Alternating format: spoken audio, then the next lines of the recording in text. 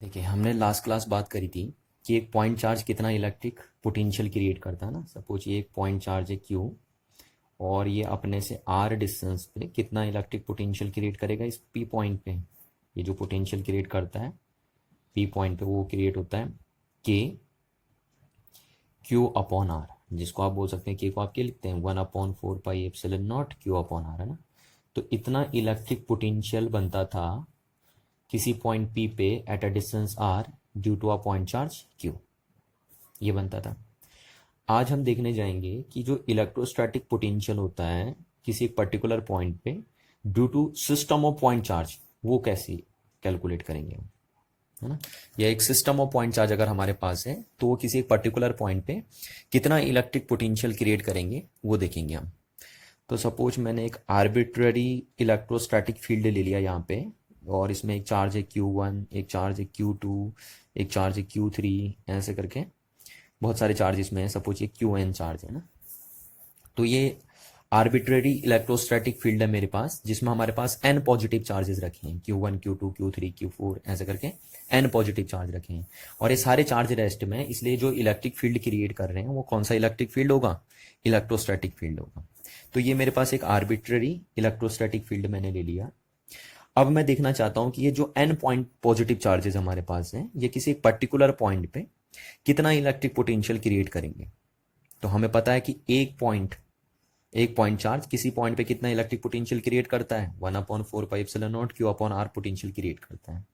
तो ये जो सिस्टम ऑफ पॉइंट चार्जेस हमारे पास हैं वो किसी पर्टिकुलर पॉइंट पे कितना पोटेंशियल क्रिएट करेंगे, उसे कैसे कैलकुलेट करेंगे। देखिए, तो सपोज एक पॉइंट पी है ना, और इसकी फर्स्ट चार्ज से जो डिस्टेंस है वो है R1, सेकेंड चार्ज से जो डिस्टेंस है वो है R2, थर्ड चार्ज से जो डिस्टेंस है वो है R3, ऐसे nth चार्ज से जो डिस्टेंस है वो है कितनी Rn। तो हम बोलेंगे कि जो P पॉइंट पे नेट पोटेंशियल बनेगा, P पॉइंट पे नेट पोटेंशियल बनेगा due to all the charges, due to these all the charges, वो कितना बनेगा। तो ये यहाँ पे जो बनाएगा, ये यहाँ पे जो बनाएगा, ये यहाँ पे जो बनाएगा, ये यहाँ पे जो बनाएगा, यानी इस पॉइंट पे जो पोटेंशियल बनाएंगे इंडिविजुअल चार्ज, उन सब का क्या होगा, जो एल्जेब्रिक सम होगा वही इस पॉइंट का क्या बोला जाएगा, नेट पोटेंशियल बोला जाएगा। यानी हम देखते हैं कि देखिए पहला चार्ज कितना इलेक्ट्रिक पोटेंशियल बनाएगा यहाँ पे, है ना। अगर हम देखें कि ये पॉइंट चार्ज इस पॉइंट पे कितना इलेक्ट्रिक पोटेंशियल बनाएगा तो आप बोलेंगे के Q1 अपॉन R1 बनाएगा। अच्छा, ये कितना बनाएगा, तो ये बनाएगा के Q2 अपॉन R2 बनाएगा। ऐसे ये कितना बनाएगा, ये बनाएगा के Q3 अपॉन R3, और nth वाला कितना बनाएगा, ऐसे plus dot dot dot so on, sorry dot dot so on, के nth वाला कितना बनाएगा QN अपॉन Rn। तो हम बोलते हैं जो P पॉइंट पे नेट पोटेंशियल बना due to all the charges in a system, वो क्या होगा, इन सब का एल्जेब्रिक सम होगा। हम एल्जेब्रिक सम क्यों करते हैं, वेक्टर सम क्यों नहीं करते हैं, क्योंकि आपको पता है पोटेंशियल स्केलर क्वांटिटी होती है और स्केलर क्वांटिटी का हमेशा एल्जेब्रिक सम होता है ना, वेक्टर क्वांटिटी का होता है वेक्टर सम। जब हम फील्ड निकालते थे due to a system of charges तब हम वेक्टर सम करते थे। तो हम बोलते हैं कि if we have a system of multiple charges then the net potential at any point due to all other charges is the algebraic sum of potential due to individual charges at that point. This is called इसी को हम बोलेंगे कि electrostatic potential due to a system of charge. तो कैसे निकाला आपने, बड़ा सिंपल है कि इस पॉइंट पे हमें देखना था कि ये सारे पॉइंट चार्ज मिलकर कितना पोटेंशियल बनाएंगे। तो हमने इसका पोटेंशियल देखा कितना बनेगा, इसका देखा कितना बनेगा, इसका देखा कितना बनेगा, इसका देखा कितना बनेगा, और इस पॉइंट पे अगर हमें नेट चाहिए था तो हम इन सारे पोटेंशियल का क्या कर देंगे, एल्जेब्रिक एडिशन कर देंगे। तो हमारा नेट पोटेंशियल आ जाएगा इस पी पॉइंट पे। This is a simple way, है ना। और आप इसे सुपरपोजिशन प्रिंसिपल नहीं कॉल कर देंगे। सुपरपोजिशन प्रिंसिपल कहाँ लगता है, वेक्टर के एडिशन में लगता है ना। ये स्केलर क्वांटिटी और यहाँ कोई डायरेक्शन वायरेक्शन का भी आपको सीन नहीं देखना है, तो ये सिंपल सा एडिशन आपने कर दिया। देखिए, अब हम नेक्स्ट टॉपिक पढ़ेंगे। तो नेक्स्ट टॉपिक जो हमें करना है वो है हमारे पास work done in moving a charge from one point to the another point in electric field. यानी मेरे पास एक आर्बिट्रेरी इलेक्ट्रिक फील्ड होगा और उस आर्बिट्रेरी इलेक्ट्रिक फील्ड में अगर मेरे को एक पॉइंट चार्ज को वन पॉइंट से अनदर पॉइंट तक ले जाना है तो मेरे को कितना वर्क डन करना पड़ेगा। ये हम निकालेंगे। और सेम इसी एक्सप्रेशन को मैं दो तरीके से बोल सकता हूँ, क्योंकि ये बोर्ड के पेपरों में भी पूछा जाता है। इस तरीके से मैंने लिख दिया, और करके आप ये भी बोलेंगे कि expression for electrostatic potential difference, है ना। यहाँ पे मैं दो काम एक साथ कर दे रहा हूँ। पहला काम मैं ये कर रहा हूँ कि एक्सप्रेशन निकाल, मतलब ये भी निकाल दे रहा हूँ मैं। पहला काम तो मेरा यहाँ पे होगा कि हम वर्क डन कैलकुलेट करेंगे कि एक अगर पॉइंट चार्ज को हमें इलेक्ट्रिक फील्ड में एक पॉइंट से दूसरे पॉइंट तक ले जाना है तो कितना वर्क डन करना पड़ेगा हमें।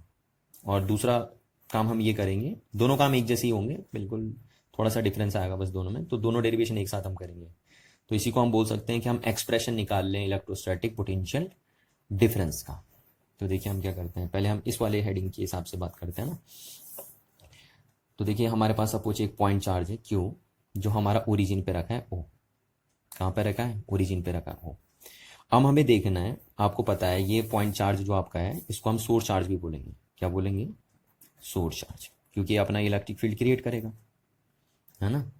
तो ये एक पॉइंट चार्ज है, हमने पॉजिटिव ले लिया। पॉजिटिव क्यों लेते हैं हम? ताकि अगर हम नेगेटिव ले लें तो फॉर्मूले क्या होते हैं, फॉर्मूले में माइनस आता तो एक लॉट ऑफ कंफ्यूजन क्रिएट कर देता है, इसलिए हम पॉजिटिव लेके चलते हैं। अदरवाइज अगर नेगेटिव भी हो तो आप जहाँ पे पॉजिटिव आ रहा है वहाँ पे नेगेटिव रख दीजिए सीधे सीधे। तो हमारे पास एक पॉइंट चार्ज है क्यू और हमने इसको ओरिजिन ओ पे रख दिया। अब आपको पता है ये पूरा का पूरा क्या बन गया? इलेक्ट्रिक फील्ड बन गया है ना। ये पूरा रीजन इलेक्ट्रिक फील्ड बन गया। तो मैंने इलेक्ट्रिक फील्ड के कोई दो पॉइंट सेलेक्ट कर लिए। सपोज ये पॉइंट है मेरा बी और ये पॉइंट है मेरा ए, ये दो पॉइंट है और इनके पोजीशन कोऑर्डिनेट इस तरीके से डिफाइंड है, आर बी सेंड ओरिजिन से, और इसका पोजीशन कोऑर्डिनेट आपका आर ए। इस तरीके से इनके पोजीशन कोऑर्डिनेट भी हमें गिवन है दोनों पॉइंट्स के स्पेस में। तो हमें क्या क्या गिवन हो गया? हमें गिवन हो गया एक सोर्स चार्ज जो इलेक्ट्रिक फील्ड क्रिएट करेगा, और कोई दो पॉइंट इलेक्ट्रिक फील्ड के जिनके पोजीशन कोऑर्डिनेट हमें ओरिजिन से गिवन है। तो हमें आर ए गिवन है, आर बी गिवन है और पॉइंट चार्ज गिवन है। और हमसे पूछा है कि हमें कैलकुलेट करना है कि एक पॉइंट चार्ज को इलेक्ट्रिक फील्ड में, अब देखिए दोनों पॉइंट इलेक्ट्रिक फील्ड के हो गए, तो एक पॉइंट चार्ज को इलेक्ट्रिक फील्ड में एक पॉइंट से दूसरे पॉइंट तक ले जाने में कितना वर्क डन हमें करना पड़ेगा, यह हमें कैलकुलेट करना है ना। तो वही हमने हेडिंग लिखी है, work done in moving a charge from one point to the another point in electric field. तो ये दोनों पॉइंट इलेक्ट्रिक फील्ड के हैं, और अगर हमें एक पॉजिटिव चार्ज को या एक पॉइंट चार्ज को यहां से यहां तक लाना है तो हमें कितना वर्क डन करना है, हमें वो निकालना है। तो देखिए हम क्या करते हैं, यहां पे एक ले आते हैं प्लस क्यू नॉट चार्ज, है ना। ये टेस्ट चार्ज हमारा रहेगा। टेस्ट क्यों बोलते हैं हम इसे? क्योंकि ये इसके बनाए हुए इलेक्ट्रिक फील्ड का क्या करेगा? एक्सपीरियंस करेगा फोर्स के थ्रू। तो हमारा एक टेस्ट चार्ज है। अब हम देखेंगे कि इस टेस्ट चार्ज को यहां से यहां तक ले जाने में कितना वर्क करना पड़ता है। ठीक है, अब देखिए पहली बात ध्यान से सुनिए, आपको हमेशा किसी फोर्स के अगेंस्ट वर्क करना पड़ता है। अब देखिए अगर आप इस पॉजिटिव टेस्ट चार्ज को यहां पे रखेंगे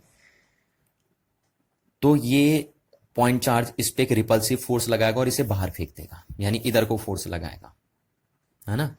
तो आपको उस फोर्स के अगेंस्ट काम करना पड़ेगा। तो यानी इस चार्ज पे कौन सा फोर्स लग रहा है? इलेक्ट्रोस्टैटिक फोर्स लग रहा है। तो आपको उस इलेक्ट्रोस्टैटिक फोर्स के अगेंस्ट वर्क करके इस चार्ज को यहां पे लाना पड़ेगा। पर हमें सिर्फ यहीं पे नहीं रखना है इसको, हमें यहां तक बढ़ाना है इसको। तो हुआ क्या, देखिए जब आप यहां पे रखेंगे, है ना, यहां पे रखेंगे आप,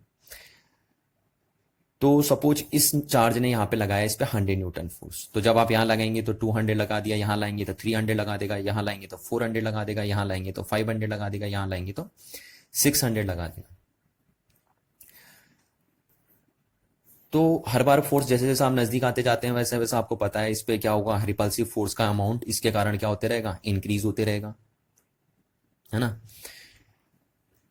तो हमें इसको यहां से यहां तक अगर लाना है तो हमें जो वर्क करना है वो किसके अगेंस्ट करना है? इलेक्ट्रोस्टैटिक फोर्स के अगेंस्ट वर्क करना है। तो देखिए हमें ये कैलकुलेट करना है कि work done from A to B, है ना, कि कितना वर्क डन करना पड़ेगा हमें इस पॉजिटिव टेस्ट चार्ज पे ए से बी तक लाने के लिए। तो जरा ध्यान से देखिए, तो वर्क डन का जो फॉर्मूला होता है वो होता है फोर्स इनटू डिस्प्लेसमेंट, है ना, वर्क डन का फॉर्मूला। और मैं आपको पहले भी बहुत बार बता चुका हूं कि अगर थ्रू आउट डिस्प्लेसमेंट के लिए फोर्स कांस्टेंट रहता है तब तो आप डायरेक्ट लार्ज वर्क डन करते थे, बट अगर थ्रू आउट डिस्प्लेसमेंट के लिए फोर्स कांस्टेंट नहीं रहता है तो फिर आप स्मॉल स्मॉल वर्क डन करते हैं और देन उसे लार्ज के लिए क्या करते हैं? इंटीग्रेट करते हैं। तो ध्यान से देखिए जरा, यहां पे जब ये चार्ज था तो सपोज इस पे 100 न्यूटन फोर्स लग रहा है, तो यहाँ पे जब है तो 100 से ज़्यादा लगेगा, यानी मैंने सपोज मान लिया 200 लगेगा। जब यहाँ पे रहेगा तो मोर देन 200 होगा, यानी 300। और यहाँ पे मैंने मान लिया 400 लगेगा। तो डिफरेंट पॉइंट पे, यानी थ्रू आउट डिस्प्लेसमेंट के लिए ए से और बी तक जो थ्रू आउट डिस्प्लेसमेंट हो रहा है, वहां पे जो इलेक्ट्रोस्टैटिक फोर्स ऑफ रिपल्सन है जिसके अगेंस्ट हमें वर्क करना है, वो कांस्टेंट नहीं है। तो क्योंकि जिस जो फोर्स पार्टिकल एक्सपीरियंस कर रहा है वो फोर्स थ्रू आउट डिस्प्लेसमेंट के लिए कांस्टेंट नहीं है, इसलिए हम डायरेक्ट लार्ज वर्क डन नहीं करेंगे। हम क्या करेंगे, पहले छोटा सा वर्क डन करेंगे और देन उसे लार्ज के लिए क्या कर देंगे, इंटीग्रेट कर देंगे, है ना। तो इसलिए हम डायरेक्ट लार्ज वर्क डन नहीं करते। क्यों लार्ज वर्क डन नहीं करते? क्योंकि यहां से यहां तक ये जो चार्ज पार्टिकल फोर्स का एक्सपीरियंस कर रहा है वो वेरिएबल फोर्स है ना, वेरिएबल फोर्स का एक्सपीरियंस कर रहा है, इसलिए हम लार्ज वर्क डन नहीं करते। हम पहले क्या करते हैं, स्मॉल वर्क डन। और स्मॉल वर्क डन में क्लियर ही मानते हैं कि स्मॉल वर्क डन में फोर्स क्या मान सकते हैं, हम कांस्टेंट मान सकते हैं। तो हम कोई 2 पॉइंट ले लेते हैं, पहले हम स्मॉल करते हैं, फिर लार्ज वर्क डन करेंगे ना। तो यहां पे देखिए मैंने ये पॉइंट ले लिया, सपोज वाई, या हाँ ये y ले लिया मैंने, और ये दूसरा पॉइंट मैंने ले लिया z, और इन दोनों के बीच का डिस्टेंस कितना है, dx है ना, बहुत छोटा सा है ये बहुत ही नजदीक है, दोनों पॉइंट है ना। ये dx जब भी लग जाता है तो आपको पता है टेंड्स टू कितना हो जाता है, 0। तो ये जो y पॉइंट है सपोज मैंने मान लिया वो सेंटर से x डिस्टेंस पे, कितने डिस्टेंस पे, x डिस्टेंस पे। तो z भी कितने डिस्टेंस पे होगा, z भी x डिस्टेंस पे आप ले सकते हो, यानी x डिस्टेंस आप z पॉइंट की भी बोल सकते हो सेंटर से, और y पॉइंट की भी बोल सकते हो।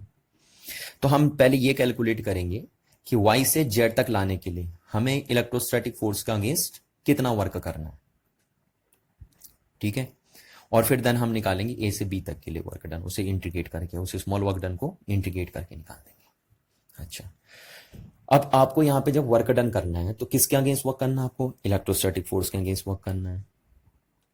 तो आपको जरा एक बात ध्यान रखनी है कि क्योंकि हम यहाँ पे इलेक्ट्रोस्टैटिक पोटेंशियल डिफरेंस का एक्सप्रेशन भी बना रहे हैं, तो इसलिए आपको ये बात ध्यान रखनी है कि जब आप चार्ज यहां से यहां तक लेके आते हैं तो चार्ज एसिलरेट नहीं होना चाहिए, है ना। ये पॉइंट चार्ज क्या नहीं होना चाहिए, ये जो टेस्ट चार्ज है ये क्या नहीं होना चाहिए, एसिलरेट नहीं होना चाहिए, क्योंकि आप यहां से पोटेंशियल डिफरेंस की डेफिनेशन बनाएंगे। तो ध्यान रखना, ये जो चार्ज आपका आप यहां से यहां लेके आइए, चाहे यहां से यहां लेके जाइए, कहीं भी लेके जाइए, ये एसिलरेट नहीं होना चाहिए। तो इसलिए आप क्या करेंगे कि उसे स्मॉल तरीके से लेके आएंगे, है ना, बहुत ही स्मॉल डिस्प्लेसमेंट में लेके आएंगे, मतलब ऐसे बिल्कुल आराम आराम से आप लेके आएंगे, ताकि उसको आपको ऐसा लगे कि उसकी वेलोसिटी लगभग 0 है ना, पर 0 नहीं है उसकी, क्योंकि आपको यहां से यहां तक लेके आना है, तो थोड़ा बहुत तो फोर्स लगाना पड़ेगा आपको ना। बट ध्यान रखिए, जैसे देखिए सपोज मैं यहाँ पे बोल रहा हूँ कि यहाँ पे उस पर कितना फोर्स लगा, कैसे लेके आना आपको, जो ना जैसे वाई पॉइंट पे है पार्टिकल, तो वाई पॉइंट पे उस पर कितना फोर्स लगेगा, फोर्स लगेगा उस पर 1/4πε0 Q1। तो ये हो गया, है ना, यहां से लेके आ रहे हैं हम Q0 से लेके वाई से लेके, तो Q1 Q2/r², इतना फोर्स लगेगा। तो जब पार्टिकल यहां पे रहेगा, ये टेस्ट चार्ज यहां पे रहेगा, तो उस पर इतना फोर्स लगेगा। तो जब आप उसे आगे लाएंगे तो आप ठीक इतना ही फोर्स लगाएंगे, क्योंकि ये देखिए ये फोर्स किधर लगेगा, ये फोर्स उस पर इधर लगेगा। तो जब आपको उसको यहां से यहां लाना है तो आपको इससे थोड़ा सा ज्यादा फोर्स देना, उसे थोड़ा सा ज्यादा, बस इससे, है ना। करेक्ट इतना ही देंगे तो वो तो रुक जाएगा वहीं पे, और बहुत ज्यादा भी नहीं देना है, इससे ज्यादा भी नहीं देना है, क्योंकि इससे ज्यादा दोगे तो पार्टिकल एसिलरेट हो जाएगा, और हमें एसिलरेट नहीं करना होता। आपको पता है पोटेंशियल डिफरेंस की डेफिनेशन में पार्टिकल जब आप एक पॉइंट से दूसरे पॉइंट तक ले जाते हैं तो एसिलरेट नहीं करना पड़ता, आपको एसिलरेट नहीं होना चाहिए। तो आपको क्या करना है, जब ये यहां से यहां तक लेके आ रहे हो आप, तो इस पॉइंट पे सपोज ये इतने फोर्स का एक्सपीरियंस कर रहा है, तो आपको इस पॉइंट पे इस पे थोड़ा सा इससे ज्यादा फोर्स लगाना है, थोड़ा सा इससे ज्यादा, कितना, टेंड्स टू 0, इससे थोड़ा सा ज्यादा, बस वो थोड़ा सा ज्यादा क्या होगा, टेंड्स टू 0 होगा। क्योंकि अगर करेक्ट इतना लगाएंगे आप तो ये यहीं रुक जाएगा, तो थोड़ा सा इससे अगर ज्यादा लगाएंगे तो 2 बेनिफिट आपके पास होंगे, पार्टिकल मूव भी कर लेगा और एसिलरेट भी नहीं माना जाएगा, है ना। तो इस बात का ध्यान रखना कि जब आपको यहां से यहां तक लेके आना है तो आपको इस फोर्स का अगेंस्ट वर्क करना है, और आपको इतना ही फोर्स लगाना है। हम बोलेंगे हमने इतना ही लगाया, पर ध्यान रखना प्रैक्टिकली आप उसको इससे थोड़ा सा ज्यादा लगाएंगे। थ्योरेटिकली हम इतना रख सकते हैं उस फोर्स को कि हमने इतना ही फोर्स लगाया, बट प्रैक्टिकल लाइफ में हम इससे थोड़ा सा ज्यादा लगाएंगे, क्योंकि नहीं तो चार्ज मूव नहीं कर पाएगा। और तब हम कह सकते हैं कि हम इसे कैसे लेके आ रहे हैं, विदाउट एसिलरेशन लेके आ रहे हैं। तो देखिए कितना वर्क डन करना पड़ा ना, हम बोलेंगे एक्स से वाई तक ले जाने में कितना वर्क डन करना पड़ा, work done from x to y. और कौन कर रहा है वर्क डन? एक्सटर्नल एजेंट कर रहा है, यानी हम कर रहे हैं वर्क, क्योंकि इलेक्ट्रोस्टैटिक फोर्स तो किधर को वर्क डन करेगा? इधर को वर्क डन करेगा ना, वो तो फोर्स इधर लगा रहा है तो वो तो पार्टिकल को इधर को डिस्प्लेस करेगा।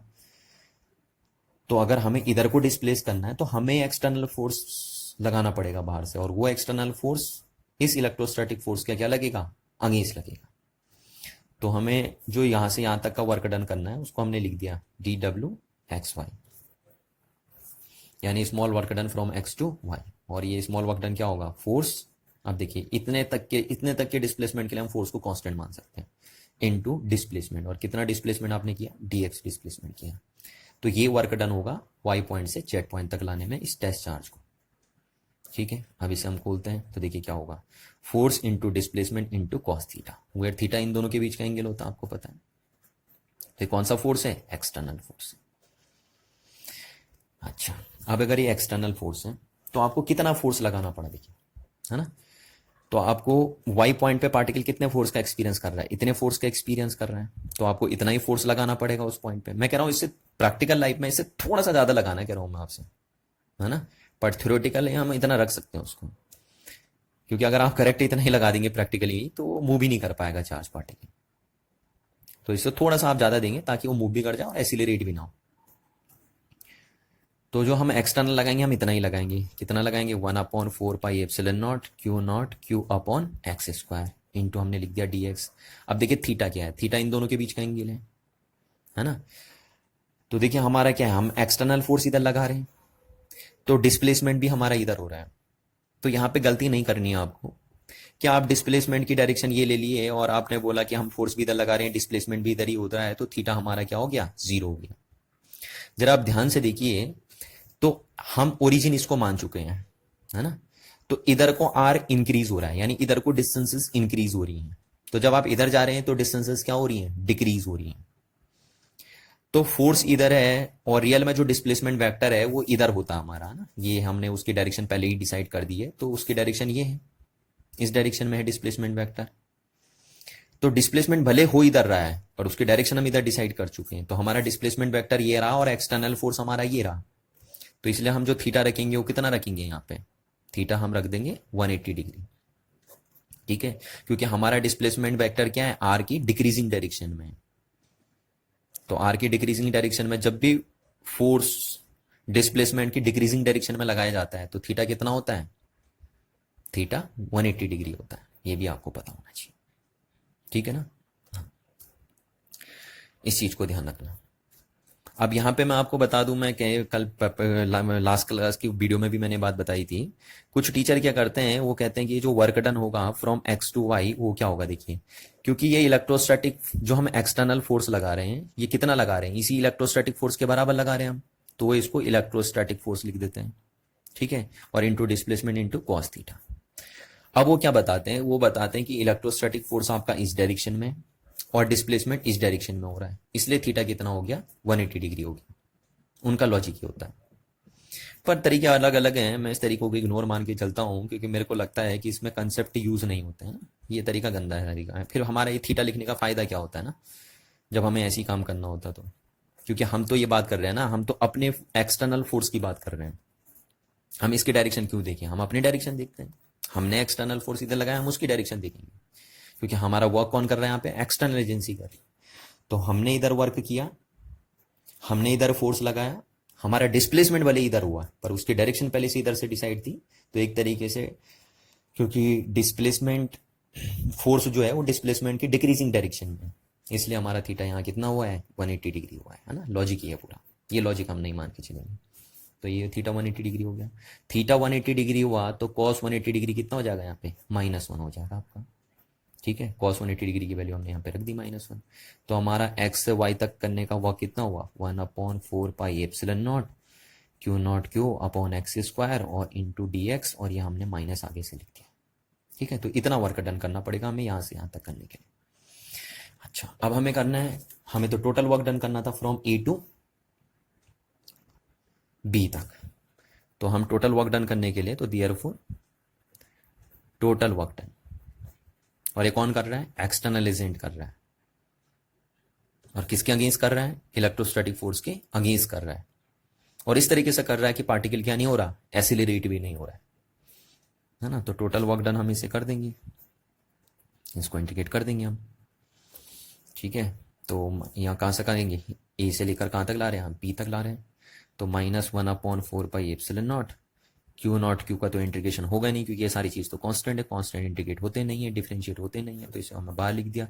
और ए से बी तक हम इंटीग्रेट करेंगे और क्या होगा, ये देखिए यहाँ पे x 1/x² आएगा, तो x को मैंने ऊपर लिख दिया, तो -2 × dx कर दिया, है ना। अब इसको देखिए हम थोड़ा रीअरेंज करके लिख दें, 1/4πε0 क्यू नॉट क्यू।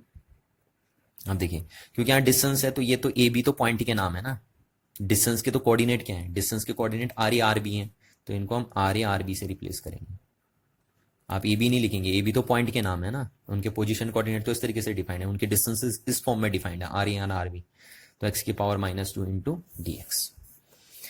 अच्छा, तो आपका ये डिफरेंशिएशन से इंटीग्रेशन कैंसिल आउट हुआ, तो वर्क डन कितना हो गया आपका, -1/4πε0 क्यू नॉट क्यू। और देखिए मैं आपको बहुत बार बता चुका हूँ कि x की पावर -2 का इंटीग्रेशन कितना होता है, -1/x होता है ना। अब इसको बार बार लिखने की जरूरत नहीं है, तो आर ए × आर बी, इतना वर्क डन हुआ हमारा टोटल। तो ये आप कर लेंगे कि आप लिख देंगे यहाँ पे सिंस x की पावर -2 × dx कितना होता है, -1/x होता है, सीधे लिख दिया मैंने यहाँ पे। अब बार बार आपको इसको बताने की जरूरत नहीं है आपको, तो इतना इंटीग्रेशन हुआ। तो अब हम लिमिट चढ़ाते हैं, तो ये देखिए हमारा ये माइनस माइनस तो हो जाएगा प्लस यहाँ से, तो हमने बनाया W from A to B, हम A से B तक ले गए, तो W from A to B क्या, W from A to B हो गया आपका, और माइनस माइनस का तो वहाँ हो गया प्लस 1/4πε0 क्यू नॉट क्यू, और पहले चढ़ दिया अपर लिमिट, तो अपर लिमिट क्या है 1/RB, फिर माइनस क्या चढ़ेगी लोअर लिमिट, तो 1/RA, ये बन गया आपका, है ना। तो यहाँ जरा आप गौर करेंगे, देखिए यहाँ पे क्योंकि ये फॉर्मूला में कितने न्यूमेरिकल हूँ मैं डायरेक्ट यूज करूंगा, इस बात को ध्यान रखना। यह आया आपका फाइनल एक्सप्रेशन, यही तो लिखा था हमने कि किसी एक पॉइंट चार्ज को इलेक्ट्रिक फील्ड में एक पॉइंट से दूसरे पॉइंट तक ले जाने के लिए कितना वर्क डन करना पड़ता है। तो ये दोनों पॉइंट इलेक्ट्रिक फील्ड के थे, तो इस पॉइंट चार्ज को इलेक्ट्रिक फील्ड में एक पॉइंट से दूसरे पॉइंट तक ले जाने के लिए हमें इतना वर्क डन करना पड़ा। अब इस फॉर्मूले को आप हो सके तो डायरेक्ट याद रखिए, आप फायदे में रहेंगे बहुत ज़्यादा, है ना, बहुत बेनिफिट मिलेगा क्योंकि कितने न्यूमेरिकलों में हम इसे डायरेक्ट लगा देंगे। तो यहाँ पे ये क्या है, जिस चार्ज को आप लेके आ रहे हो ये वो चार्ज है जो सोर्स चार्ज था, ये टेस्ट चार्ज था आपका जिसको आप लेके आ रहे हो, ये पोजीशन कोऑर्डिनेट है जहाँ से जहाँ तक आपको वर्क करना है ना, और ये दूसरे पॉइंट का पोजीशन कोऑर्डिनेट इलेक्ट्रिक फील्ड में। और तो यहाँ पे गौर करने वाली बात है कि ये देखिए ए है और ये बी है, तो यहाँ बी पहले है और यहाँ ए बाद में, गड़बड़ नहीं करनी आपको, नहीं तो प्लस माइनस में ही घूम जाएंगे आप सारा का सारा, तो इस बात को आपको ध्यान रखना है। अच्छा, तो इतना वर्क डन करना पड़ा हमें एक टेस्ट चार्ज को ए पॉइंट से बी पॉइंट तक ले जाने के लिए। तो अब जरा हम क्या करते हैं, अगर ये देखिए मैं ये देखूँ ये क्यू नॉट को मैं यहाँ ले आऊँ, तो ये क्या हो गया आपका, ये हो गया आपका work done on a per unit test charge to bring it from point A to B, है ना, against the electrostatic force and without acceleration हम इसे लेके आए थे। क्या लेके आए थे, विदाउट एसिलेरेशन लेके आए थे। तो जब भी हम एक पॉइंट चार्ज को विदाउट एसिलेरेशन लेके आते हैं तो उस पर जो वर्क डन होता है वो क्या बोला जाता है, तो हम इसको क्या बोल सकते हैं, देखिए हम इसको बोल सकते हैं the amount of work done on a per unit test charge to bring it from one point to the another point, यानी point A to B in the electric field is known as, इसको क्या बोलते हैं हम, is known as electric potential difference between points B and A. ये देखिए वहां पे भी मैं आपको ये बात बता रहा था, ये है ना, तो ये कल भी हमने डेफिनेशन में करी हुई थी, तो इसको हम ये बोल सकते हैं। तो यहाँ से अगर हम इसको यहाँ नीचे ले आए तो इसकी वैल्यू कितनी हो जाएगी, देखिए यहाँ से आप कर सकते हैं, तो ये अगर नीचे जाता है यहाँ पे, ये यहाँ नीचे ट्रांसफर कर देता हूँ मैं क्यू नॉट, तो यहाँ से ये हट जाएगा और ये बचेगा तुम्हारा कितना 1/4πε0 और ये क्यू और 1/RB माइनस 1/RA। तो देखिए यही चीज़ हमारी है, ये आ गया हमारे पास। ये मैंने दूसरी चीज़ लिखी थी, मैंने आपसे इसीलिए बोला था expression for electrostatic potential difference, तो इसीलिए हमारा क्या बना, एक्सप्रेशन बन गया किसका, electrostatic potential difference between two points in the electric field. तो यहाँ पे आपको गौर करना है, देखिए ये देखिए यहाँ बी बी है और यहाँ ए ए है, ठीक है, तो इस बात को आपको ध्यान में रखना है। तो यह आपका बना electrostatic potential difference between two points in the electric field, है ना, जहाँ पे क्यू क्या है, सोर्स चार्ज है, तो इस बात को आपको ध्यान रखना है। तो यहाँ पे जैसे एक चीज़ आपको क्लियरली नज़र आ रही होगी, देखिए वो चीज़ क्लियरली क्या नज़र आ रही है आपको कि जो वर्क डन हो रहा है ना, इस चीज़ को मैं यही लिख लेता हूँ। जो वर्क डन आपका हो रहा है, यहाँ से हटा दिया मैंने, देखिए जो वर्क डन हो रहा है वो इस बात पे डिपेंड नहीं कर रहा कि आपने कौन सा पाथ फॉलो किया है ना। आपका जो वर्क डन है देखिए वो सिर्फ इनिशियल पॉइंट के कोऑर्डिनेट और फाइनल पॉइंट के कोऑर्डिनेट पे डिपेंड कर रहा है। देखिए दिख रहा है ना आपको, देखिए आप कहाँ से लेके आए थे और कहाँ पे गए हैं, इस बात पे डिपेंड कर रहा है बस। तो जो आपका वर्क डन बाई, देखिए आपने किस फोर्स के अगेंस्ट वर्क किया था, इलेक्ट्रोस्टैटिक फोर्स के अगेंस्ट वर्क किया था ना। तो ये जो इलेक्ट्रोस्टैटिक फोर्स के अगेंस्ट आप वर्क कर रहे हो, आप देख रहे हो कि वो वर्क डन पाथ पे डिपेंड नहीं कर रहा है। वो वर्क डन सिर्फ किस बात पे डिपेंड कर रहा है कि इनिशियल पॉइंट के कोऑर्डिनेट क्या है, ये इनिशियल पॉइंट था आपका ए, और फाइनल पॉइंट का कोऑर्डिनेट क्या है बी। तो यानी इलेक्ट्रोस्टैटिक फोर्स के अगेंस्ट जो भी आप वर्क डन करते हैं वो वर्क डन कभी भी पाथ पे डिपेंड नहीं करता है। यानी कहने का मतलब है, मैं ये बोल सकता हूं कि अगर सपोज मेरे को यहां से यहां तक लाने के लिए इस टेस्ट चार्ज पे 100 जूल वर्क करना पड़ा, तो अगर आप इधर से भी लेके आते तो आपको 100 ही जूल वर्क करना पड़ता, क्योंकि पाथ पे तो डिपेंड कर ही नहीं रहा है वर्क। किस पे डिपेंड कर रहा है, सिर्फ इनिशियल और फाइनल पॉइंट के कोऑर्डिनेट्स पे डिपेंड कर रहा है। या आप इधर से भी लेके आते हैं, ऐसे ऐसे भी लेके आते तो तब भी आपको कितना जूल वर्क करना पड़ता, 100 जूल वर्क करना पड़ता, है ना। तो यहाँ पे देखिए मैं इस चीज को थोड़ा सा ऐसे भी लिख दूं कि आप ये भी लिख सकते हो, ये वर्क डन बाई किसका था, देखिए ये work done by external agent था, ठीक है। तो अगर हम बोलेंगे कि इलेक्ट्रोस्टैटिक वर्क कितना वर्क करेगा, तो इतना ही वर्क करेगा इलेक्ट्रोस्टैटिक फोर्स भी, है ना। इलेक्ट्रोस्टैटिक फोर्स भी इतना ही वर्क करेगा ए से बी तक पर वो बी से ए तक ले जाने में करेगा इतना वर्क। तो अगर हम बोलेंगे कि ये वर्क डन, यहाँ पे लिख देता हूँ मैं साफ साफ, work done A to B, external agent ने कितना वर्क डन किया, तो एक्सटर्नल एजेंट का जो वर्क डन है फ्रॉम ए टू बी वो क्या था, 1/4 pi epsilon naught Q Q 1/RA minus 1/RB, sorry 1/RB minus 1/RA, ये था। एक्सटर्नल एजेंट ने इतना वर्क डन किया था ए से बी तक ले जाने में। तो अगर हम बोलेंगे कि देखिए ए से बी तक कौन ला रहा है, एक्सटर्नल एजेंट आ रहा है, पर बी से ए तक कौन ले जाएगा, इलेक्ट्रिक फोर्स ले जाएगा ना। इलेक्ट्रोस्टैटिक फोर्स वर्क करेगा इसमें, क्योंकि वो तो इधर लग रहा है। तो अगर हम बोलेंगे कि बी से ए तक, तो बी से ए तक कौन ले जाएगा, यहाँ पे ये ले जाएगा आपका इलेक्ट्रोस्टैटिक फोर्स। तो इलेक्ट्रोस्टैटिक फोर्स कहां से कहां तक वर्क करेगा, बी से ए वर्क करेगा, जो किसके बराबर आएगा, इसी के बराबर आएगा, इसी वर्क डन के बराबर आएगा, ठीक है ना। तो ये दोनों वर्क डन बराबर होंगे, बिल्कुल इक्वल होंगे। अगर आप कैलकुलेट करके देखेंगे तो दोनों वर्क डन इक्वल आएंगे आपके, ठीक है। पर देखिए अगर मैं बोलूँगा कि हमारा जो वर्क डन है, तो यहाँ पे देखिए मैं 3 टर्म्स में इससे बात कर सकता हूँ। मैं बोल सकता हूँ कि जो वर्क डन हुआ from A to B by an external agent, तो वो कितना हुआ, वो हुआ आपका 1/4 pi epsilon naught q naught q 1/RB minus 1/RA। External agent ने इतना वर्क डन किया, और सेम इतना ही वर्क डन करेगा कौन, इलेक्ट्रोस्टैटिक फोर्स, ठीक है। क्योंकि एक्सटर्नल एजेंट का वर्क डन क्या है, पॉजिटिव है। तो इलेक्ट्रोस्टैटिक फोर्स अगर वर्क डन करेगा तो इलेक्ट्रोस्टैटिक फोर्स किधर को पॉजिटिव वर्क डन करेगा, इस डायरेक्शन में वर्क करेगा ना, पॉजिटिव, ये इस डायरेक्शन में पॉजिटिव वर्क करेगा, क्योंकि एक्सटर्नल फोर्स का एक वर्क डन पॉजिटिव आया है, ठीक है। तो आपको पता है ये पॉजिटिव क्यों आएगा, क्योंकि ये कोऑर्डिनेट छोटा है, तो जब अगर ये छोटा होगा तो ये चीज़ क्या आएगी, पॉजिटिव आएगी। तो एक्सटर्नल एजेंट का अगर वर्क डन पॉजिटिव है, तो इलेक्ट्रोस्टैटिक फोर्स का वर्क डन पॉजिटिव कब आएगा, जब वो कहाँ से वर्क करेगा, बी से ए तक वर्क करेगा ना। तो यहाँ पे हम बोलते हैं कि ये वर्क डन किसके बराबर आएगा, बी से ए के बराबर आएगा। तो इलेक्ट्रोस्टैटिक फोर्स का वर्क डन पॉजिटिव कब होगा, जब वो बी से ए वर्क करेगा। तो इस बात को आपको ध्यान रखना है कि एक्सटर्नल एजेंट का work done from A to B अगर इतना है, तो यही वर्क डन कौन करेगा, इलेक्ट्रोस्टैटिक फोर्स करेगा, पर कहाँ से, बी से ए तक करेगा। पर अगर मैं बोल दूं कि इलेक्ट्रोस्टैटिक फोर्स ए से बी तक कितना वर्क करेगा, work done by electrostatic force, तो ये फिर नेगेटिव मेरे को लगाना पड़ेगा आगे से, है ना। क्योंकि इलेक्ट्रोस्टैटिक फोर्स का जो work done from A to B होगा वो तो नेगेटिव आएगा ना, तो इसलिए हमने आगे से क्या लगा दिया, नेगेटिव लगा दिया। तो आपको दिख रहा है कि जो इलेक्ट्रोस्टैटिक फोर्स का वर्क डन है वो सिर्फ इनिशियल पॉइंट और फाइनल पॉइंट पे डिपेंड कर रहा है। वो इस बात पे डिपेंड नहीं कर रहा कि आपने कौन सा पाथ फॉलो किया है, वो सिर्फ किस बातों पे डिपेंड कर रहा है कि इनिशियल पॉइंट कौन सा और फाइनल पॉइंट कौन सा है। और ये हर एक कंजर्वेटिव फोर्स की पहचान होती है कि कंजर्वेटिव फोर्स का जो भी वर्क डन होता है वो क्या नहीं करता, पाथ पे डिपेंड नहीं करता, वो सिर्फ डिपेंड करता है इनिशियल पॉइंट और फाइनल पॉइंट पे।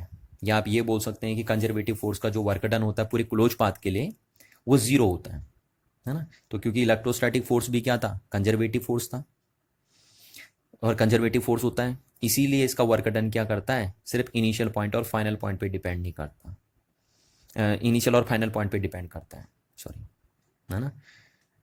इलेक्ट्रोस्टैटिक फोर्स का वर्क डन सिर्फ किस बात पे डिपेंड करता है, इनिशियल पॉइंट और फाइनल पॉइंट पे। ये कभी भी इस बात पे डिपेंड नहीं करता इसका वर्क डन, इलेक्ट्रोस्टैटिक फोर्स का वर्क डन, कि आपने कौन सा पाथ फॉलो किया है। तो यहाँ से आप ये बात भी प्रूफ कर सकते हैं, अगर मैं इस बात को प्रूफ ना भी करूँ तो इस बात को आप खुद ही प्रूफ कर सकते हैं कि electrostatic force is conservative in nature, है ना। आपको ये दिखा देना, देखो, क्योंकि आप बोलेंगे इलेक्ट्रोस्टैटिक फोर्स का वर्क डन क्या है, सिर्फ इनिशियल और फाइनल पॉइंट के कोऑर्डिनेट्स पे डिपेंड कर रहा है, इसका मतलब है कंजर्वेटिव फोर्स है, क्योंकि हर एक कंजर्वेटिव फोर्स का सिर्फ वर्क डन किस पे डिपेंड करता है, इनिशियल और फाइनल पॉइंट पे। तो यहाँ पे हम लिख देंगे 10 work done in moving a charge from one point to another point in electric field depends only upon the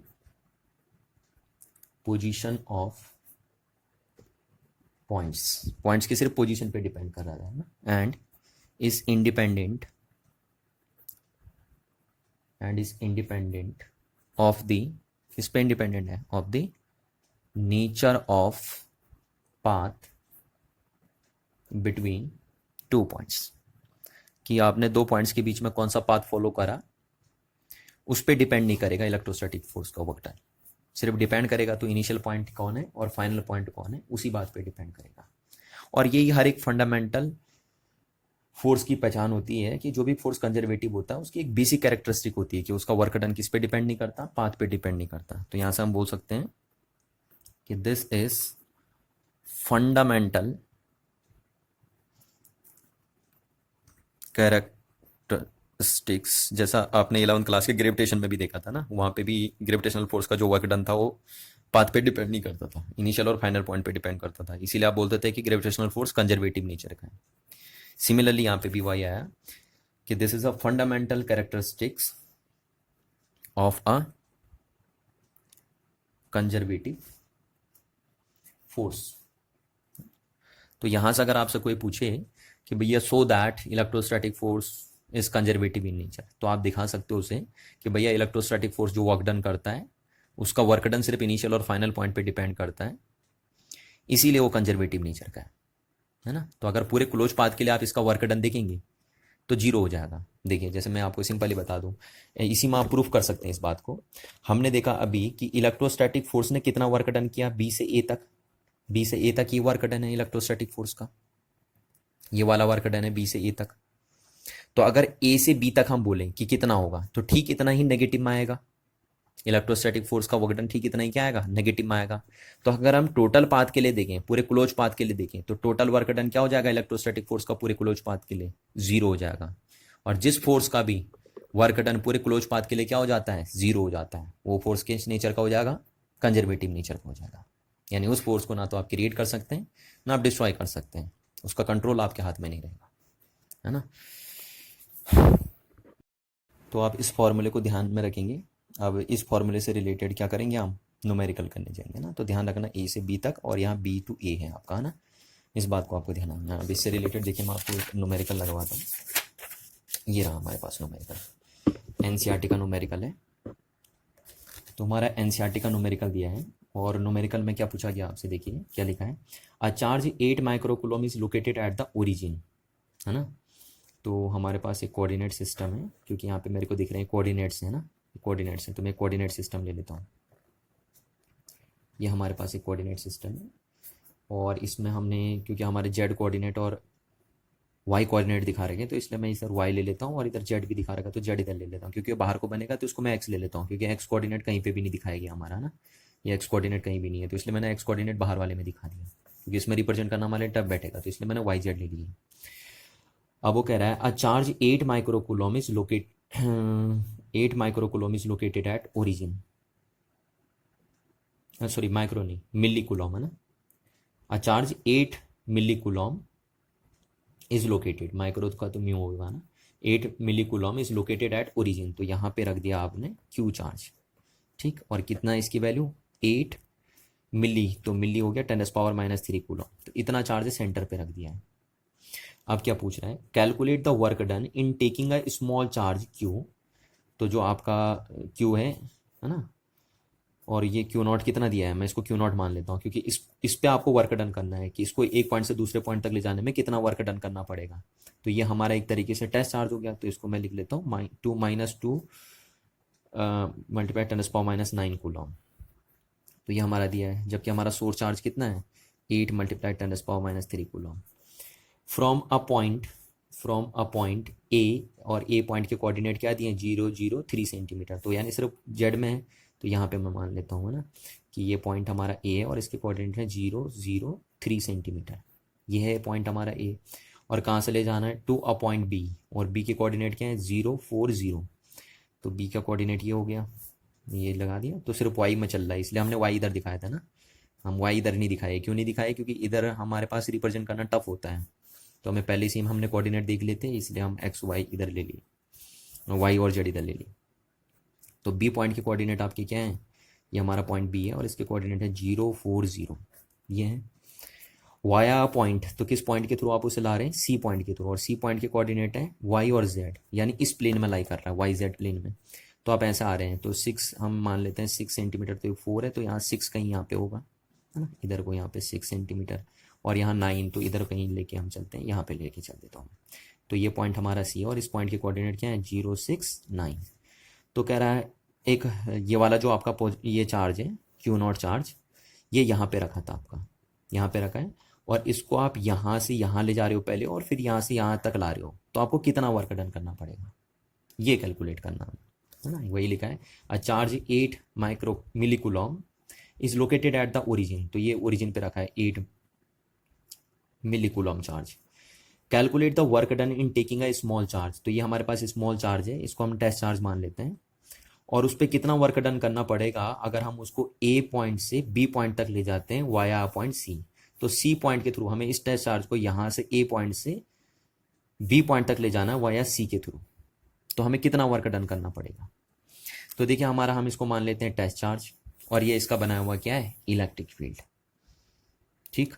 अब इस इलेक्ट्रिक फील्ड में हमने ये 2 पॉइंट मान लिए, अब इन 2 पॉइंट्स के बीच में हम इस टेस्ट चार्ज को ले जा रहे हैं, है ना, और किस रास्ते से ले जा रहे हैं, इस रास्ते से ले जा रहे हैं, तो मैंने आपको बता दिया अभी अभी जो हमने जस्ट डेरिवेशन किया उसमें मैंने आपको बता दिया था कि इलेक्ट्रोस्टैटिक फोर्स का जो वर्क डन होता है, इलेक्ट्रोस्टैटिक फोर्स का जो वर्क डन होता है वो वर्क डन पाथ पे डिपेंड करता ही नहीं है, वो वर्क डन किस बात पे डिपेंड करता है, सिर्फ इनिशियल पॉइंट और फाइनल पॉइंट के कोऑर्डिनेट क्या है, तो आप चाहे ऐसा आइए, आप चाहे ऐसे चले जाइए, आप चाहे ऐसे घूम के आइए, वर्क डन सेम ही आएगा, सिर्फ इस बात पे और इस बात पे डिपेंड करता है, और हमने उसका डेरिवेशन देखा भी था, तो अगर मैं बोल दूं कि मेरे को कितना वर्क डन करना पड़ेगा इस टेस्ट चार्ज को यहाँ से और यहाँ तक लाने के लिए, तो मैंने अभी आपको डेरिवेशन करवाया था और उसमें निकाला था हमने कि work done from A to B by an external agent, क्योंकि हम करेंगे यहाँ पे वर्क डन है ना, तो कितना वर्क डन करना पड़ा हमें क्यू नॉट, जहाँ पे ये सोर्स चार्ज था, ये टेस्ट चार्ज था जिसको आप लेके आ रहे थे और इसके बनाए हुए फील्ड में लेके आ रहे थे आप, अपॉन 4πε0 1 अपॉन, अब यहाँ ध्यान रखना आपको RB - 1 अपॉन RE, यही तो था आपका वर्क डन, इतना आया था आपका वर्क डन, तो ये वो वर्क डन था जो एक पॉइंट चार्ज को इलेक्ट्रिक फील्ड में एक पॉइंट से दूसरे पॉइंट तक ले जाने में किया जाता है, तो यहाँ पे भी वही है कि इसने भैया इलेक्ट्रिक फील्ड बनाया और एक पॉइंट चार्ज है जिसको हम इसके बनाए हुए इलेक्ट्रिक फील्ड में एक पॉइंट से दूसरे पॉइंट तक ले जा रहे हैं, तो हमें यहाँ से यहाँ तक लाना है, इसलिए हम नहीं करते। तो आप देख रहे हैं, देखिए कि जो इलेक्ट्रोस्टैटिक फोर्स का वर्क डन है या इलेक्ट्रोस्टैटिक फोर्स के अगेंस्ट जो वर्क डन है वो सिर्फ इनिशियल और फाइनल पॉइंट पे डिपेंड कर रहा है, आप किस पॉइंट के थ्रू आए हैं उस पर डिपेंड नहीं कर रहा है। तो यहाँ देखिए आपको क्यू दिया है, सोर्स चार्ज की वैल्यू दी है, क्यू नॉट आपको गिवन है ना, आर बी आपको गिवन है, आर बी की वैल्यू कितनी हो गई, आर बी की वैल्यू आप बता सकते हैं, आर बी की वैल्यू आपकी हो गई 4 सेंटीमीटर, तो 4 × सेंटीमीटर को मैंने ये लिख दिया। आर ए आपको पता है, आर ए कितना है इस पॉइंट का कोऑर्डिनेट, तो इस पॉइंट का कोऑर्डिनेट है 3 सेंटीमीटर, तो इसको भी मैंने मीटर में ऐसे लिख दिया। तो आपको ये वैल्यू गिवन है, आपको ये वैल्यू गिवन है, आपको ये वैल्यू गिवन है, ये वैल्यू गिवन है, और 1/4πε0 आप जानते हैं कि उसकी वैल्यू 9 × 10⁻9 हो जाएगी। तो इन सब की वैल्यू पुट करके आप यहाँ से वर्क डन निकाल सकते हैं, है ना। अब ये वर्क डन चाहे आप यहाँ से यहाँ निकालिए, पहले यहाँ से यहाँ ले जाइए, फिर यहाँ से यहाँ ले जाइए, और फिर उसे टोटल करिए, तब भी वो वर्क डन इतना ही आएगा। तो आप किसी भी रास्ते जाइए, वर्क डन क्या होता है सिर्फ इनिशियल और फाइनल पॉइंट पे डिपेंड करता है। तो आपको पास सारी वैल्यू दी है, इस वैल्यू में पुट करिए और आंसर निकालिए यहाँ से। बड़ा सिंपल क्वेश्चन है, एनसीईआरटी से लिया गया क्वेश्चन, एडिशनल एक्सरसाइज का क्वेश्चन है एनसीईआरटी का। तो आइए अब हम नेक्स्ट क्वेश्चन देखते हैं, क्वेश्चन और लेते हैं हम। और ये जो क्वेश्चन हमने लिया है अब, ये आपका एक तरीके से डेरिवेशनल टाइप क्वेश्चन है ना, डेरिवेशन टाइप है क्वेश्चन। तो क्या कह रहा है देखिए, इस क्वेश्चन में मैंने क्वेश्चन को मतलब डेरिवेशन को क्वेश्चन टाइप बना दिया। आप ये देखिए क्या है क्वेश्चन आपके पास, find the electric potential at a point on the axis of a ring of a charge radius R, given a distance of the observation point from the center of a ring is equals to x and the charge on a ring is q। यानी हमारे पास एक ring दी है, इस तरीके से रखी हुई है हमारी रिंग, है ना। तो मैं ऐसे बना देता हूँ, ऐसे नहीं रखी है रिंग, ऐसे नहीं रखी है, इस तरीके से रखी है हमारी रिंग। तो मैं ऐसे बना देता हूँ आपकी रिंग, ये हमारे पास एक चार्ज रिंग है, ठीक है। और इस पर क्यू चार्ज यूनिफॉर्मली डिस्ट्रीब्यूट कर रखा है। क्या कर रखा है, क्यू चार्ज यूनिफॉर्मली इसके ऊपर डिस्ट्रीब्यूट कर रखा है, ठीक है। क्यू चार्ज इसके ऊपर यूनिफॉर्मली डिस्ट्रीब्यूट कर रखा है, और ये इसका सेंटर है, और इसकी रेडियस कितनी दे रखी है हमें, इसकी रेडियस दे रखी है हमें स्मॉल आर, इस रिंग की रेडियस दे रखी है स्मॉल आर। अब अगर ये रिंग हमारे पास है, ये रिंग हमारे पास है इस तरीके से, जैसे यहाँ पे मैं बोलूँ तो ऐसे रखिए रिंग, है ना, इस तरीके से रखिए। तो ये रिंग की एक्सेस हो गई, ये हो गई रिंग की एक्सेस। अब इस लाइन में जो भी पॉइंट पड़ेंगे, इस लाइन में जो भी पॉइंट पड़ेंगे उनको क्या बोल देंगे, एक्सियल पॉइंट, है ना। ये देखिए ये रिंग हमारे पास ऐसे रखी है, ऐसे नहीं रखी है रिंग, इस तरीके से नहीं रखी हमने रिंग, इस तरीके से नहीं रखी हमने रिंग। हमारी रिंग कैसी रखी गई है, ऐसे रखी गई है। तो मैंने उसको थोड़ा सा आपको फ्लैट करके दिखा रखा है, ऐसे करके दिखा रखा है रिंग को, तिरछे में दिखा रखा है ना, क्योंकि ऐसे में दिखेंगे तो आपको ऐसे दिखेगी, देखिए वो इस तरीके से दिखेगी आपको। तो मैंने थोड़ा सा ऐसा लेटरल व्यू बना के रखा है। अब ये जो लाइन जाएगी इसको हम क्या बोलेंगे, एक्सियल लाइन, और इस लाइन के ऊपर जो भी पॉइंट पड़ेगा उन सब पॉइंट को हम क्या बोलेंगे, एक्सियल पॉइंट। तो ये हमारे पास एक चार्ज रिंग है, और इसकी रेडियस हमें आर दे रखी है, और पूछ रखा है कि इस रिंग से एक्स डिस्टेंस पे, है ना, इसको पी पॉइंट मान लेते हैं हम, और यहाँ से कितनी डिस्टेंस पे, एक्स डिस्टेंस पे हमें कैलकुलेट करना है इलेक्ट्रिक पोटेंशियल। और ये जो पी पॉइंट है वो एक्सिस में पड़ना चाहिए, एक्सियल पॉइंट होना चाहिए पी पॉइंट, ठीक है। तो एक हमारी रिंग है जिसपे क्यू चार्ज यूनिफॉर्मली डिस्ट्रीब्यूट है, और आर उसकी रेडियस है, और उसके एक्सियल पॉइंट पे, है ना, एक्सियल पॉइंट पे एक्स डिस्टेंस पे आपको क्या कैलकुलेट करना है कि ये चार्ज रिंग कितना इलेक्ट्रिक पोटेंशियल बनाएगी इस पॉइंट पे।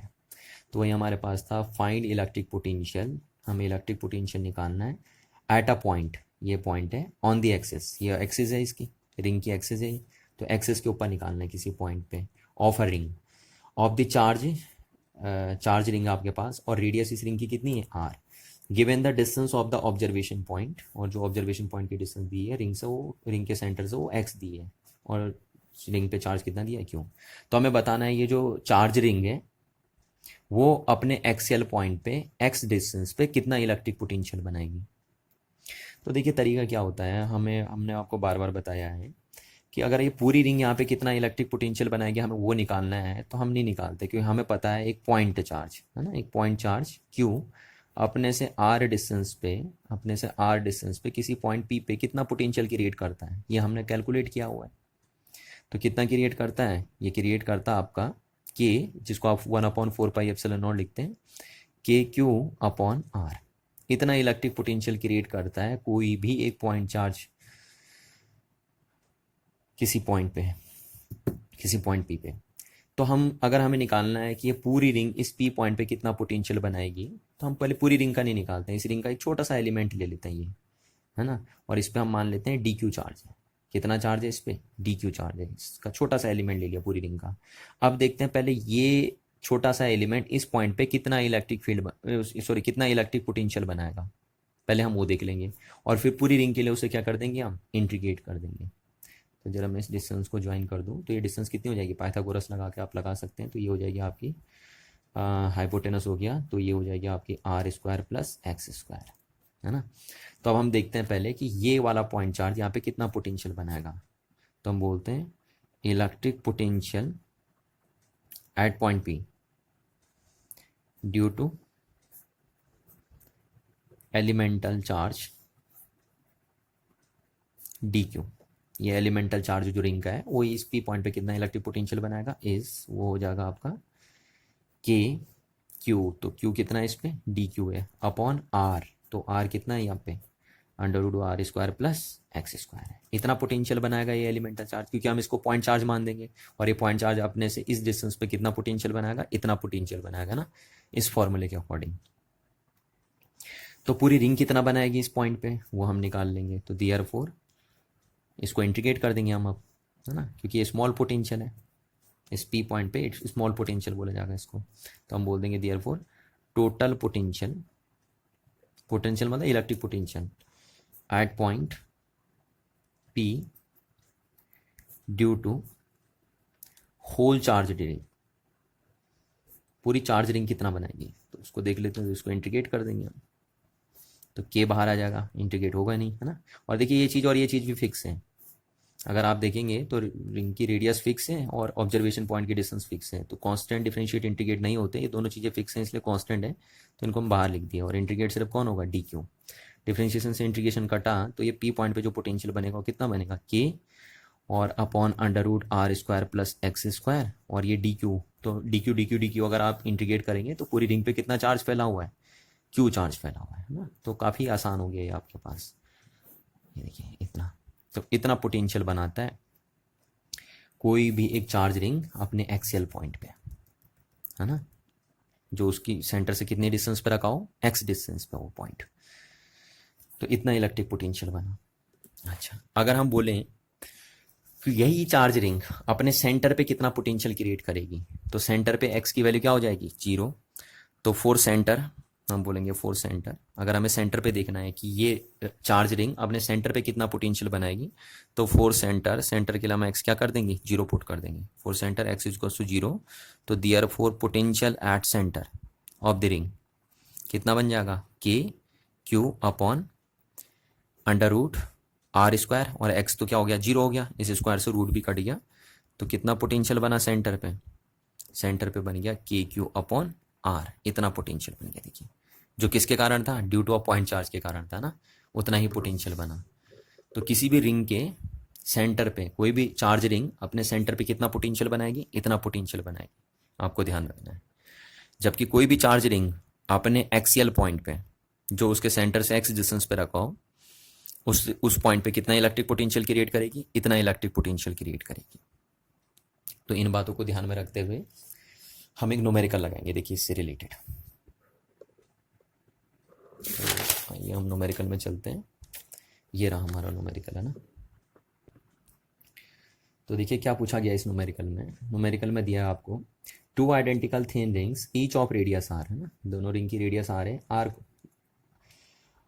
कोएक्सिली, और दोनों की एक्सिस सेम रखी है, यानी दोनों ऐसे रखी हुई है, इस तरीके से रखी हुई है कि ताकि दोनों की एक्सिस एक ही पड़े। जैसे एक रिंग सपोज ऐसी रखी हुई है तो दूसरी रिंग ऐसे रखी हुई है, एक ही एक्सिस है, दोनों की कॉमन एक्सिस है, कोएक्सिली रखे हैं। Placed at a distance R, और दोनों के बीच की डिस्टेंस भी कितनी है, आर है, यानी सेंटर से मेजर हो रही होगी डिस्टेंस। तो दोनों रिंग जिनकी रेडियस दोनों की आर है उनको कोएक्सिली रखा हुआ है और दोनों के बीच की डिस्टेंस भी आर रखी हुई है। If Q1 and Q2 are respectively the charges uniformly spread on the two rings, और पहली रिंग पे जो चार्ज है वो कितना है, Q1 चार्ज है, और दूसरी रिंग पे जो चार्ज है वो कितना चार्ज है, Q2 चार्ज है, और यूनिफॉर्मली डिस्ट्रीब्यूट हो रखा है चार्ज। ठीक है, अब क्या पूछ रहा है आपसे, कह रहा calculate the work done in moving a charge Q from center of the ring to the other. तो हमें पता करना है कि कितना वर्क डन हमें करना पड़ेगा Q चार्ज को एक रिंग के सेंटर से दूसरे रिंग के सेंटर तक ले जाने के लिए। तो देखिए सॉल्यूशन करते हैं, काफ़ी आसान क्वेश्चन है, जो अभी अभी मैंने आपको डेरिवेशन बताया बिल्कुल उसी से रिलेटेड क्वेश्चन है। देखिए हमारे पास दो रिंग रखी हुई है और कोएक्सियली प्लेस्ड है, तो एक रिंग मैंने ये रख दी, इसकी रेडियस आपको कितनी दी है, आर दी है ना। इस रिंग का नाम मैं ए दे देता हूँ, तो इसके सेंटर का नाम भी मैंने ए ही दे दिया, ये रिंग ए है। और दूसरी रिंग आपकी ऐसे रखी हुई है, कोएक्सियली प्लेस्ड है, इस तरीके से प्लेस्ड है ना कि दोनों की एक्सेस एक ही पड़ती है। ये देखिए ये इस तरीके से एक रिंग ऐसे रखी हुई है और दूसरी रिंग ऐसे रखी हुई है। इस रिंग का नाम हमने बी दे दिया और इस रिंग के सेंटर का नाम भी हमने कितना दे दिया, बी दे दिया। और इस रिंग की रेडियस भी हमें कितनी दी है, आर दी है। और दोनों के सेंटर के बीच की डिस्टेंस भी हमें आर दे रखी है, दे रखी नहीं दे रखी है, दोनों के सेंटर के बीच की डिस्टेंस भी कितनी है, आर। अच्छा, अब इस रिंग पे जो है वो है चार्ज Q1 और दूसरी रिंग पे जो Q चार्ज है वो है Q2 और ये चार्ज इन रिंग पे यूनिफॉर्मली डिस्ट्रीब्यूट हो रहा है। अब वो कह रहा है आपसे कि एक Q चार्ज को एक रिंग के सेंटर से दूसरे रिंग के सेंटर तक ले जाने में आपको कितना वर्क डन करना पड़ेगा। तो देखिए हम देखते हैं कि सपोज मेरे को इसके सेंटर से उसके सेंटर तक ले जाना है तो कितना वर्क डन करना पड़ेगा। तो इस Q चार्ज को मैंने मान लिया, Q चार्ज यहाँ पे रखा है, तो इसके सेंटर से ले जाने, इसके सेंटर से इसके सेंटर तक ले जाने में कितना वर्क डन करना पड़ेगा। तो हमें पता है कि जो वर्क डन होता है फ्रॉम कहाँ से ले जाना मेरे को, ए से बी तक, वो क्या होगा। तो वर्क डन होता है, आपको पता है पोटेंशियल डिफरेंस की डेफिनेशन होती है ना। देखो हम इसे पोटेंशियल से अप्रोच करेंगे, ठीक है ना, पोटेंशियल के थ्रू अप्रोच करेंगे क्वेश्चन को। तो हमें पता है जो ए और बी पॉइंट्स के बीच पोटेंशियल डिफरेंस होगा, जैसे हम बोलेंगे वर्क डन फ्रॉम कहाँ से ले जा रहे हैं हम, ए टू बी, किसको ले जा रहे हैं, इसको, तो यूनिट पॉजिटिव टेस्ट चार्ज है ना। तो ये यूनिट पॉजिटिव टेस्ट चार्ज हमारा हो गया। तो यूनिट पॉजिटिव टेस्ट चार्ज को ए पॉइंट से बी पॉइंट तक ले जाने में, ए पॉइंट से बी पॉइंट तक ले जाने में जो वर्क किया करना पड़ता है उसी को आप क्या बोलते हैं, electric potential difference between points B and A. ये हो गया आपका। तो यहाँ से हम बोल सकते हैं कि एक यूनिट पॉजिटिव चार्ज, ये हमारा यूनिटी मान लेते हैं हम, है ना। तो यूनिट पॉजिटिव टेस्ट चार्ज को ए पॉइंट से बी पॉइंट तक ले जाने में जो वर्क डन करना पड़ता है वो क्या होता है, इलेक्ट्रिक पोटेंशियल डिफरेंस होता है बिटवीन पॉइंट्स बी एंड ए होता है। तो यहाँ से अगर हम बोलेंगे कि ए से बी तक ले जाने में कितना वर्क डन करना पड़ा, तो आप क्या बोलेंगे, Q V B minus V A work करना पड़ा। तो यहाँ से हम बोल सकते हैं कि क्यू और कितना वर्क करना पड़ेगा, V B minus V A work करना पड़ेगा। तो यानी आपको अगर देखना है कि इस पॉजिटिव चार्ज पे यहाँ से यहाँ तक ले जाने में आपको कितना वर्क करना पड़ा, तो चार्ज तो आपको गिवन है। तो अगर आपको पता चल जाए कि इस पॉइंट का पोटेंशियल कितना है और इस पॉइंट का पोटेंशियल कितना है, यानी इस रिंग के सेंटर पे कितना पोटेंशियल है वो ये है, और इस रिंग के सेंटर पे कितना पोटेंशियल है वो आपको अगर पता ये है, तो आप इजीली पता कर सकते हैं कि यहाँ से इस टेस्ट चार्ज को इस रिंग के सेंटर से इस रिंग के सेंटर तक ले जाने में कितना वर्क करना पड़ेगा। तो देखिए क्या है, अब हम बस इसी फॉर्मूले को आगे बढ़ाएंगे। तो हम कैलकुलेट करेंगे अब, अगर हमें वर्क डन करना है कि इस चार्ज को यहाँ से यहाँ तक ले जाने में कितना वर्क करना पड़ेगा, तो उसके लिए अब हमें पहले चाहिए कि इस पॉइंट पे कितना पोटेंशियल है और इस पॉइंट पे कितना पोटेंशियल है, और फिर उन दोनों का डिफरेंस निकाल के यहाँ पे रख देंगे तो आंसर आ जाएगा हमारा।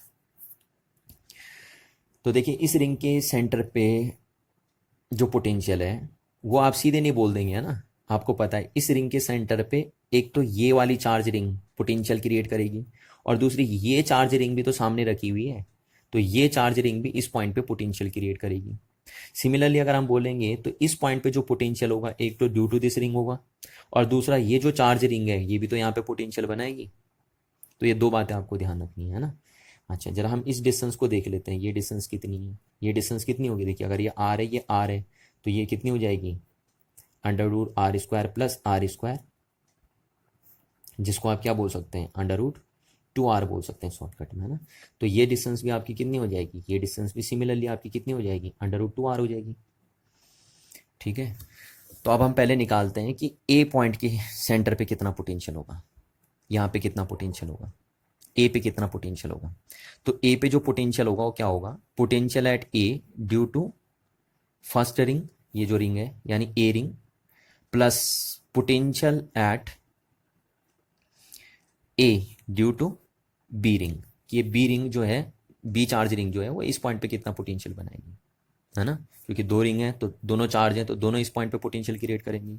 तो नेट पोटेंशियल जो आएगा ए पॉइंट पे वो due to this ring and this ring दोनों का आएगा। अच्छा अब आपको पता, देखिए अभी अभी मैंने आपको बताया है कि कोई भी चार्ज रिंग अपने सेंटर पे कितना पोटेंशियल क्रिएट करेगी। तो ये चार्ज रिंग अपने सेंटर पे कितना पोटेंशियल क्रिएट करेगी, के क्यू, तो Q यहाँ पे क्या है, Q1 अपॉन आर, तो रेडियस आती थी वहाँ पे आर, तो ये आर है आपके, तो ये लिख दिया हमने। तो इतना पोटेंशियल क्रिएट करा इस रिंग ने अपने सेंटर पे। प्लस अब इस पॉइंट पे ये जो पोटेंशियल है वो किसकी वजह से, इस रिंग पे जो चार्ज है उसकी वजह से। तो ये चार्ज रिंग इस पॉइंट पे कितना पोटेंशियल क्रिएट करेगी, तो आप जरा ध्यान से देखिए, तो आपको ऐसा लग रहा है कि इस रिंग के लिए ये पॉइंट कैसा हो गया, एक्सियल पॉइंट हो गया।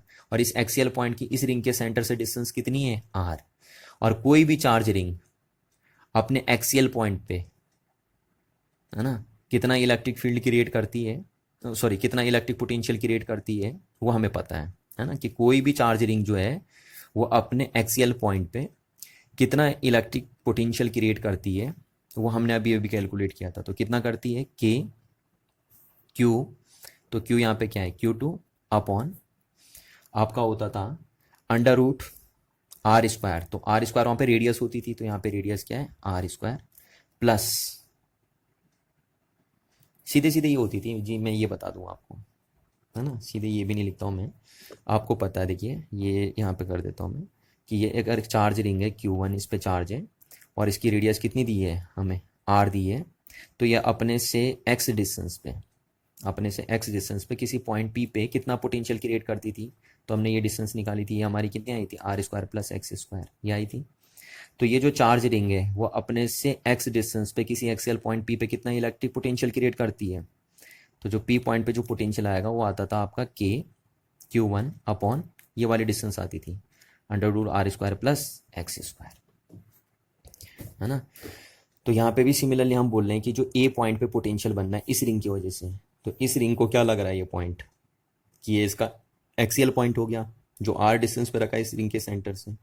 तो ये जो चार्ज रिंग है वो इस पॉइंट पे कितना पोटेंशियल क्रिएट करेगी, के क्यू, है ना, क्यू, तो इस रिंग पे कितना चार्ज है, Q2 अपॉन दिस डिस्टेंस, ये वाली डिस्टेंस होती, तो ये डिस्टेंस कितनी है यहाँ पे, अंडर रूट 2r है, ठीक है। तो इतना पोटेंशियल क्रिएट होगा इस रिंग की वजह से इस पॉइंट पे। तो आपका जो नेट पोटेंशियल आया ए पॉइंट पे वो कितना आ गया, के कॉमन आ गया दोनों में और आर भी कॉमन आ गया दोनों में, है ना। तो बचा क्या आपका, Q1, ये चलो आर को अंदर ही रह देता हूँ मैं, Q1 अपॉन आर, और प्लस क्या बचा, के Q2 upon under root 2r। इतना पोटेंशियल आ गया आपका, के सॉरी कॉमन ले लिया हमने, तो इतना पोटेंशियल बन गया कहाँ पे, ए पॉइंट पे। अब ऐसे अगर हम पॉइंट सिमिलरली हम बोले, सिमिलरली कि बी पॉइंट का पोटेंशियल कितना होगा, है ना, तो बी पॉइंट पे जो पोटेंशियल होगा एक तो किसकी वजह से होगा, बी पॉइंट पे पोटेंशियल होगा बी रिंग की वजह से, इस पॉइंट पे जो पोटेंशियल होगा एक तो इसी रिंग की वजह से होगा, प्लस बी पॉइंट का जो पोटेंशियल होगा ड्यू टू किसकी वजह से होगा, इस रिंग पे जो चार्ज है उसकी वजह से होगा। तो किस पे, ए रिंग पे जो चार्ज है, हम देखिए ये जो चार्ज रिंग है ये इस पॉइंट पे कितना पोटेंशियल क्रिएट करेगी, तो कितना क्रिएट करती है, के क्यू, क्यू इस पे कितना चार्ज है, Q2 अपॉन आर, तो ये आर हो गया, है ना। कोई भी चार्ज रिंग अपने सेंटर पे कितना पोटेंशियल क्रिएट करती है, के क्यू अपॉन आर, जहाँ पे आर क्या होती है, रेडियस होती है, और क्यू क्या होता है, चार्ज होना रिंग, तो ये लिख दिया हमने। अच्छा, प्लस अब ये चार्ज रिंग भी तो यहाँ पे पोटेंशियल क्रिएट करेगी ना, तो ये चार्ज रिंग इस पॉइंट पे कितना पोटेंशियल क्रिएट करेगी, बी पॉइंट पे, potential at point B due to a charge ring E. तो इस ये पॉइंट कैसा लग रहा है कि इस रिंग के लिए एक्सियल पॉइंट होगा, और कोई भी रिंग अपने एक्सियल पॉइंट पे कितना इलेक्ट्रिक पोटेंशियल क्रिएट करती है, के Q1, Q1 जहाँ पे उस पर चार्ज होता है, तो यहाँ पे कितना चार्ज है, इस पे Q1 चार्ज है अपॉन दिस डिस्टेंस, तो ये डिस्टेंस कितनी आई है आपकी, अंडर रूट 2r, इतना पोटेंशियल क्रिएट होगा, है ना। तो अब अगर हम देखें कि जो नेट ये हमने निकाल दिया बी पॉइंट का नेट पोटेंशियल और ए पॉइंट का नेट पोटेंशियल, तो अब हम इस फॉर्मूले से आ जाते हैं फिर दोबारा, क्योंकि हमें तो वर्क डन निकालना था। तो therefore work done from A to B कितना हो जाएगा आपका, क्यू, बी पॉइंट का पोटेंशियल कितना हो जाएगा, के Q2 अपॉन आर प्लस के Q1 upon under root 2r, और माइनस ए पॉइंट का पोटेंशियल कितना हो जाएगा, तो ए पॉइंट का पोटेंशियल हो गया आपका कि Q1 अपॉन आर, और फिर यहाँ माइनस हमने लिख दिया क्योंकि ये माइनस आएगा वहाँ पे, तो ये माइनस हम लिख देते हैं, तो माइनस के Q2 upon under root 2r, इतना पोटेंशियल आ गया, है ना। अब इसको अगर हम सॉल्व कर लें, तो यहीं पे सॉल्व कर लेता हूँ मैं इसको, तो work done from A to B आपका आ गया work done from E to B आपका आ गया क्यू, और देखिए के सब में कॉमन है ना, तो के हमने बाहर ले लिया, तो क्या बचा यहाँ पे Q2 अपॉन आर प्लस दूसरे वाले में बचा Q1 अपॉन √2r, फिर माइनस आया आपका Q1 अपॉन आर, और फिर माइनस आया आपका क्या Q2 अपॉन √2r। ठीक है, तो यहाँ से हम बोलते हैं कि W from A to B कितना आ गया QK। इसको सॉल्व सिंप्लीफाई तो आप ऐसे भी कर सकते हैं, तो चलो मैं √2r इंटू आर क्या ले लेता हूँ, एलसीएम ले लेता हूँ, तो यहाँ कितना आएगा आपका ये आ जाएगा आपका √2r into Q2 plus r into Q1 minus √2r into Q1 और माइनस r इंटू Q2, है नहीं। तो W from E to B कितना आ गया आपके पास QK, और यहाँ से देखिए ये r मैं सब में से कॉमन लेके काट देता हूँ, है ना, ये r कॉमन लेके काट दिया हमने, तो हमारा बचा Q2 √2 Q2 और प्लस Q1 माइनस √2 Q1 और minus Q2 divided by √2r। तो ये हमारा फाइनल एक्सप्रेशन बना। इतना वर्क डन करना पड़ेगा हमें। अब इसको आप चाहे तो और सिंप्लीफाई करके लिख सकते हैं, पर मैंने इतने में छोड़ दिया, है ना। आप इसको और सिंप्लीफाई करके लिख सकते हैं कि जैसे ये देखो, इनको एक साथ लिख दिया, इनको एक साथ लिख दिया, फिर कॉमन ले लिया, तो आप इसको सिंप्लीफाई कर सकते हो। तो इतना वर्क डन हमें करना पड़ेगा अगर हमें क्या करना है, क्यू चार्ज को इसके सेंटर से इसके सेंटर तक ले जाना है। तो हमने टोटली मिला के देखा कि हमारा जो अप्रोच था वो टोटली इलेक्ट्रोस्टैटिक पोटेंशियल का अप्रोच था हमारा ना। और क्यों हमने यहाँ पे पोटेंशियल का कंसेप्ट यूज़ करा, क्योंकि हमें वर्क डन निकालना था और चार्ज रिंग यहाँ पे थी। तो मैं आपको सीधे बताऊँ आपको, हमने इसी फॉर्मूले का यूज़ करा, तो आपको पता है आपको वर्क डन निकालना था, और आपको चार्ज रिंग दिए हैं, तो चार्ज रिंग कितना पोटेंशियल क्रिएट करती हैं वो आपको पता है। तो कहीं ना कहीं आपको वर्क निकालना है और पोटेंशियल की नॉलेज आपको है ना, क्योंकि ये दोनों रिंग एक दूसरे के सेंटर पे या खुद के सेंटर पे कितना कितना पोटेंशियल बनाएंगे उसकी नॉलेज हमें है। तो पोटेंशियल की नॉलेज एक तरीके से हमें थी और हमें वर्क डन निकालना था, और चार्ज भी हमें गिवन था। तो ऐसा फॉर्मूला सिर्फ यही होता है, पोटेंशियल का ही होता है, पोटेंशियल डिफरेंस का ही फॉर्मूला होता है जो इन तीनों चीज़ों को लिंक करता है ना। क्योंकि हमें वर्क निकालना था, पोटेंशियल की नॉलेज हमें थी और चार्ज हमें गिवन था, तो ये तीनों चीज़ें जहाँ लिंक होती हैं वो यही फॉर्मूला है जहाँ तीनों चीज़ें लिंक होती हैं, इसलिए हमने यहाँ से अप्रोच लगाना शुरू करा। तो इस बात को आपको ध्यान रखना। Thank you.